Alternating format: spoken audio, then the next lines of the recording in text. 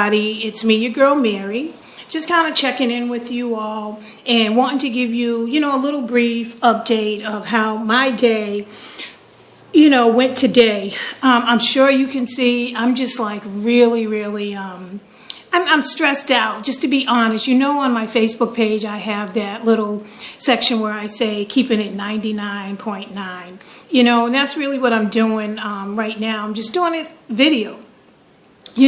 Just been really a hectic day. And it all evolved around women survivors of homicide. Just that fight women, just that getting out there and making that statement about us and the services that are needed, and for the communities and the government and others not to forget who we are and to understand who we are, and that we are out here and we need help.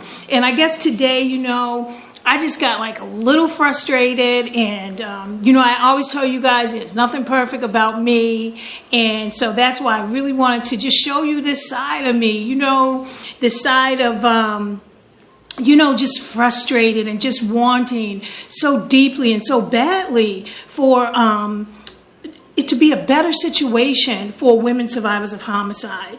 I just meet so many women and I hear so many stories, and I hear their pain and I feel their pain, and I walk with it every single day. And when I meet a woman and she's struggling so bad with just trying to go on day to day, dealing with the fact that she lost somebody to homicide, that's a hard thing. So I'm just letting you know I'm human, and I'm doing it today. I'm feeling some kind of way. And I'm hoping that me showing you this side of me, it motivates you. That you understand and that you see it's never over. I don't care if you run a program. I don't care if you do groups, you're a therapist, whatever. If you be honest with yourself, you're always going to deal with the fact that your loved one is gone. They were taken by violent crime and they're not coming back. And that is just not keeping it real, to pretend that it doesn't affect you or that you're so great and delivered that from time to time you don't get, in a mood where just like, So I want to let you guys know tonight for me it's but guess what? I'm not going to let that bother me to the extent where I'm going to give up. And that's the piece right there that I want you women to always remember. Don't you ever give up on yourself. Don't ever give up on your loved one. Maybe your case is unsolved and it's been a long time and you feel so frustrated and like it's never going to get solved, and this person got away with murdering your loved one. I want to let you know something. If you have the faith to believe, that case will get solved. But in the interim, in the meantime, my sister, get busy. Get busy doing something that's going to build you up.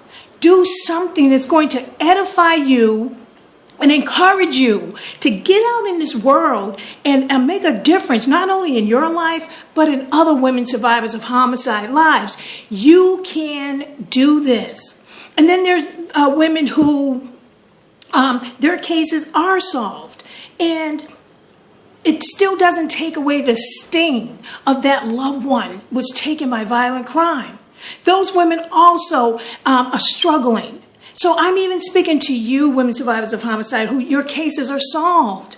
I understand it is not over, but find something that's going to motivate you, something that's going to lift you up and encourage you to go on and to do great things that you're called to do. Because women survivors of homicide, we all have something great to do within us. And if you just believe it, you can achieve it. So know that you are not alone. That is always my word to you. You are not alone. Those feelings you have, they're real. Those thoughts you have are real. And whether or not People want to listen to you. They don't want to keep hearing about your loved one. Oh, it's been years. When are you going to let it go? Honey, let me tell you something. Don't you ever let it go. But at the same time, don't allow it to control you. So today, I went and checked on Melvin's case, and it is what it is. But my faith tells me it's going to be okay. And in between that, what I have to do is be motivated and get out in this world and prove to other women survivors of homicide that we can do this. And not only prove that we can do this to other women survivors of homicide, but to let our neighbors and our communities and our politicians and the government and schools and our churches know that we're here and we need services. We're not going anywhere. And the sad thing about it is that there's going to be so many more of us.